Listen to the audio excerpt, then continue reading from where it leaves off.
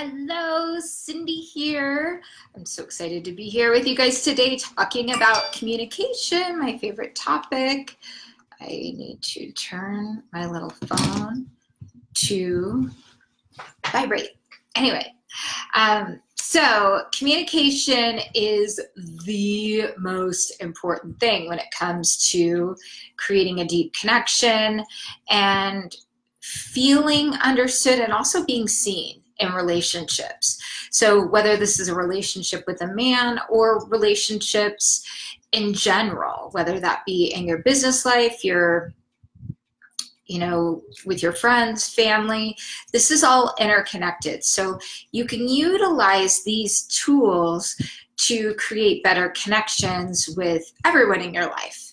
So first off, when it comes to men and women, yes, it's no secret that we actually process information differently and we think differently. We both feel in-depth, deep emotion.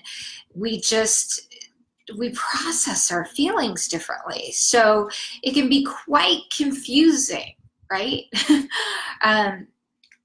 So I'm going to talk about 3 important ways to communicate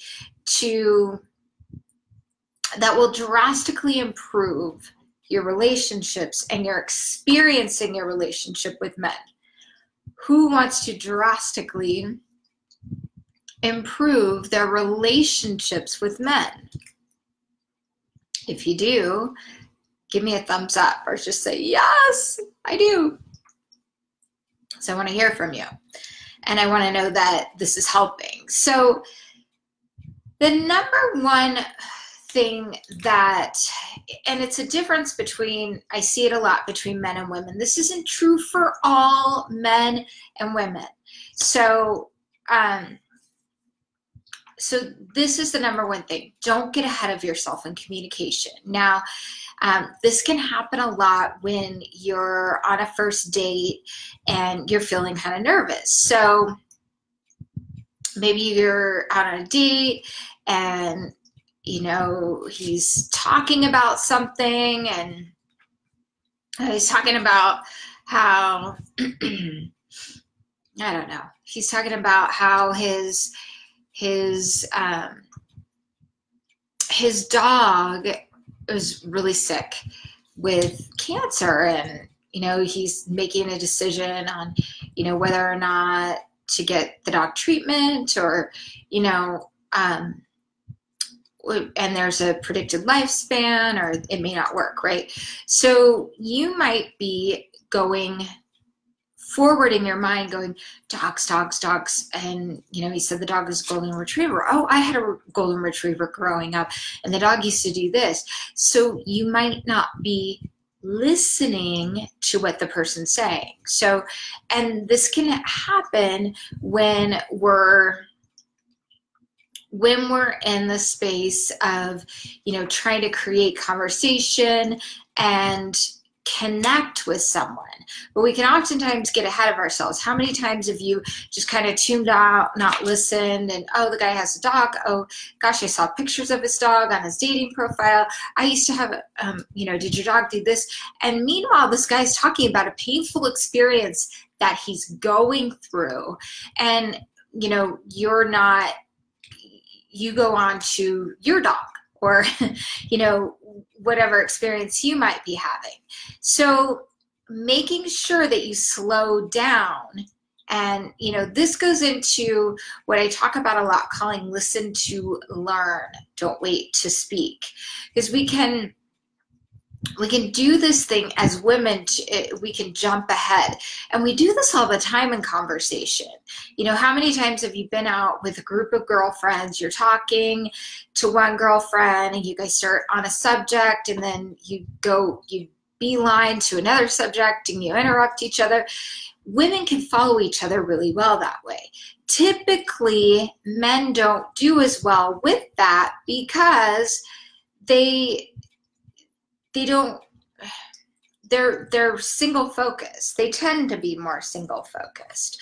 So, being okay with just pausing, moving a little bit slower, listening, and getting curious about the topic. You know, that is something that will drastically improve your communication, right? Getting curious about where they're at, or curious about something that, you know, they brought up to you, or, you know, curious about what their view is on marriage. You know, what do you think about that? And not coming from a judgmental place. So also having an intention around your communication, that your communication is all about love, all about connection. So if you have that intention in your communication, and maybe you have a deep desire to get married, and you see that in your life, and the guy says, yeah, I mean, I don't really see the point in marriage unless you're going to have kids, and I'm not going to have kids, so I don't really see the point in marriage. I'm curious why you feel that way, right? Instead of automatically taking him out of the box of, this is not my guy, I'm going to give up, or I'm going to judge him for, you know, what he's saying, I'm curious, why do you feel that way? What experiences have you had around that make you feel that way? So that way you get to uncover what's really happening with this person. And, you know, not that you get to change your views around marriage or, you know, anything like that. You can create more of a connection and have more expansive conversations that way, rather than, you know, going into, well, your opinion, you know, I believe marriage is, you know, is an outward symbol. It's, you know, it's a commitment that two people make that show, you know, whatever your views are, just getting curious, and then also sharing. Yeah, I mean, I think marriage is important whether or not you have children because of XYZ. Right? And respecting where somebody is. Oftentimes, we can make conversations awkward by making meaning out of it and creating judgment. So this leads me to number two. Number two, and this is the biggest one. And this one will shift your perspective. It'll shift your communication style when you become really acutely aware of this, and it will shift the way you're relating in the world, because this is all about taking responsibility, okay? So owning your experiences. So let's just say that you meet someone on a date, you guys meet for a happy hour, and he's 10 minutes late. And you are always early, you're a stickler for time, and he's late. And whatever happened, he didn't call, he didn't text. You know, there could have been anything, right? Now, you can make meaning of that. You can think, that person's being disrespectful, you know, whatever. But if you're curious, right? So going back to curiosity and owning your experience, right? I don't choose to be late because, you know, I really like to show up, be present, and be there when I say I'm going to be there, right? So if he's late, you say something along the lines of, oh gosh, you know, did you find it okay? You know, I'm curious, you know, what came up, and not in a way that you have energy around it, right? So by doing that, you will automatically open things up. And It could even open up a conversation around, I'm one of those people, I have the tendency to want to get, one more thing done right before I leave the house. And, ultimately I end up being like 10 minutes late, right? I end up being 10 minutes late. And so we can make that about us, or you can choose not to make that about you, but take on your experience, right? So what that means is, let's just say he, when he forgot, he didn't call you. He said he was going to call you that night and he didn't call you. And the next day he calls. So you could be pissed that he didn't call. Or you can, or they said they were going, it could be anything. He said he was going to pick something up from the store for you and he got there and he didn't. And, we can make meaning out of that. I'm not a priority, this or that. Same thing with the phone call. I'm not a priority. He doesn't care. That made me mad. You made me mad, right? How many times have you said, you made me mad? When you did this, you're doing this. So that languaging is pushing back. It actually creates defense mode, okay? So own your experience. What that looks like when it comes to, and I'm talking about any kind of relationship. This is really good in business. So you get curious again. Hey, oh, I missed you last night. I was looking forward to our call. I'm so sorry. I fell asleep. Yeah, or I got sidetracked. I totally forgot. And then I fell asleep. How many times have you done that? It doesn't mean you're not a priority. How many times has a girlfriend told you, I'm going to call you tonight because I have this big thing to share with you, and then she got sidetracked, she forgot, she calls you next day. It happens. And remember, men are single focused, right? So you just get curious. Oh, what happened? Oh, I was really looking forward to chatting with you. And, I felt sad. Or if something made you upset, like, for me, it could be, I have a thing, I go off and on of this, but I'm on my thing of, Diet Pepsi, right? I like my Diet Pepsi. So I'll have my Diet Pepsi during the day. And, if somebody takes my last Diet Pepsi, or if my guy were to take my last Diet Pepsi, I'm not going to get mad at him or think, wow, you're disrespecting me, or that's inconsiderate. I get to communicate. So did you realize that was my last Diet Pepsi? Have I ever told you before that the only thing I ask is like just to leave the last Diet Pepsi or something like that? Make it funny. Like, what made you do that? Or they probably had no idea. And it's not even about you. Or, it could even be a conversation that you felt they said something that you didn't like. So we make this, instead of saying, well, when you did this, or when you didn't show up here, I thought we were supposed to meet at 6.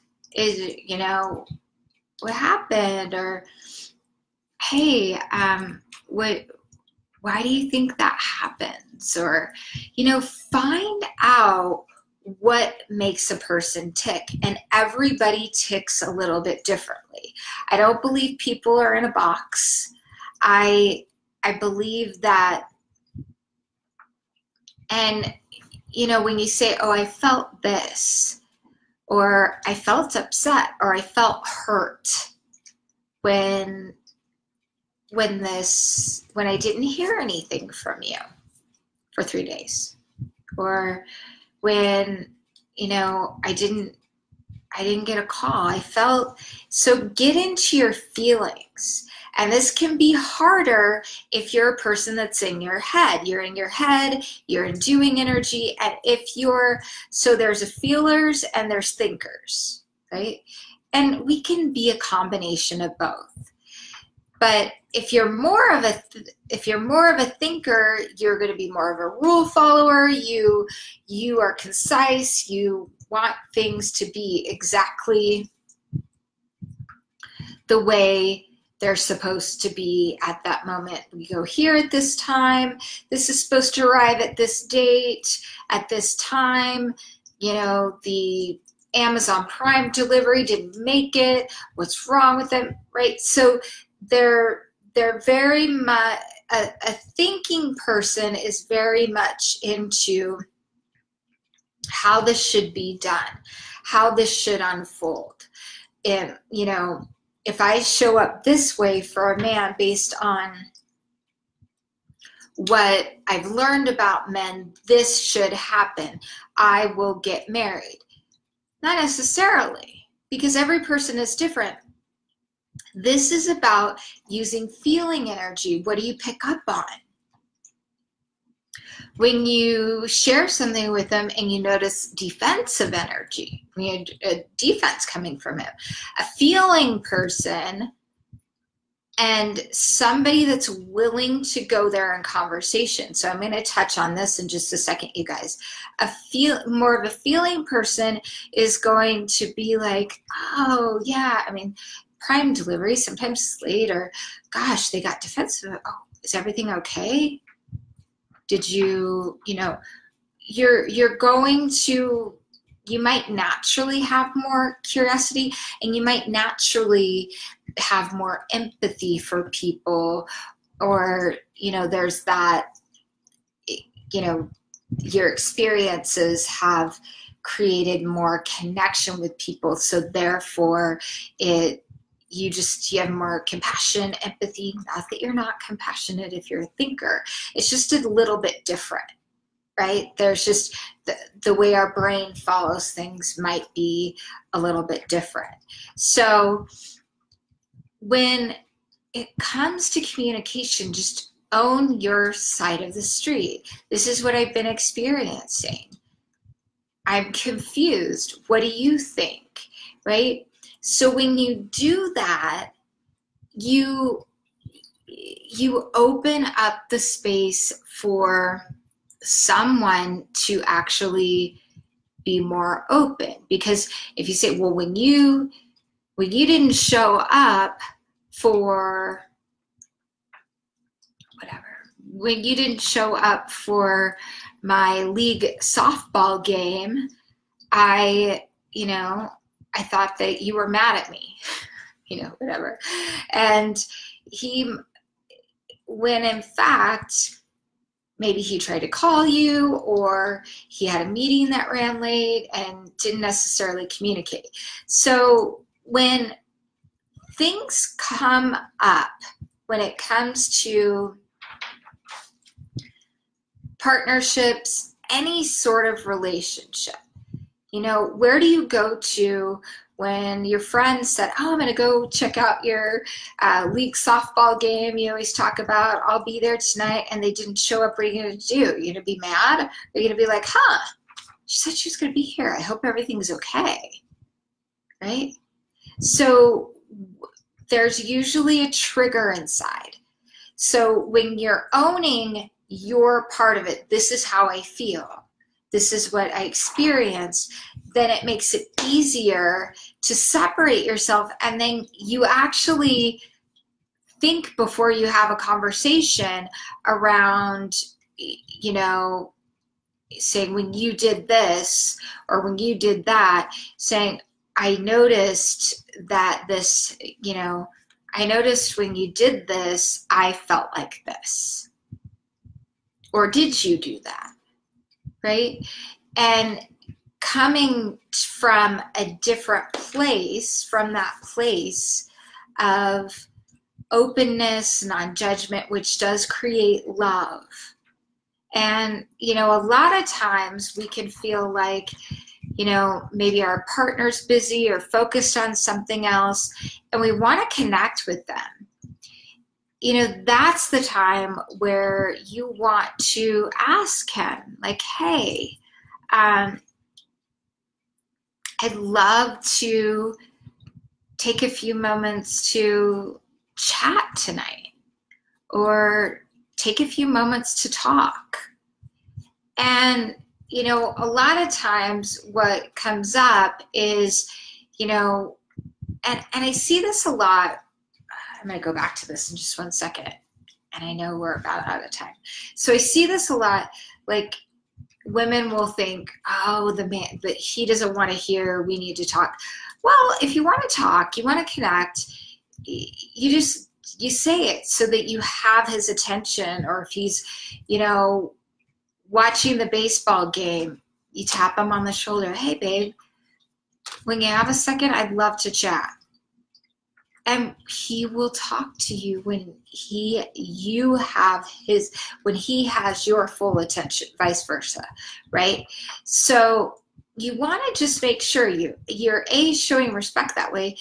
B, you know, when you're on a date, the same thing transpires. And, you know, a lot of times as women, I hear this all the time, like, he texted me this. I can't wait to see you. I wonder what that really means. Or, I'm busy on Friday night, but we should get together soon. What does that really mean? Does he really want to see me? Does he not want to see me? Just stop making meaning out of it and creating a story. So that means you're unhooking, you're letting go of stories, and you're asking. And that means you're getting vulnerable and you're risking being seen. But if you really want deep, connected relationships, that's what you get to do, guys. It really is. And secondly, if he's not, you can only go as deep as he's willing to go. Remember that. So if you get curious or you want to talk about something really deep and he's not willing to go there, or, you know, he can't seem to, you know, he changes the subject or deflects with humor, then you know that you can't go any deeper with them. And then you get to decide, is this important to you? How important is this to you? How in depth do you want to go? Do you want a deep connection? What does that look like? That's why being super clear on what's important to you, and dating, moving slower in the dating process so that you get to know that individual and you see, what are they all about? Would this person really be a good match for me? Do I appreciate certain things, but other things may not work for me? They're a good person. This just doesn't work, right? So get connected with that. I hope this helps. Please, if you know any ladies that could use to hear this message, go ahead and share it with them. I really appreciate that, getting the word out, helping as many women as possible. And if you're on YouTube, click a thumbs up if you like us. Feel free to put any questions, comments in the box below as well. If you want to get notifications on our almost daily videos, feel free to just ring the bell. All right, lots of love. See you soon. Bye.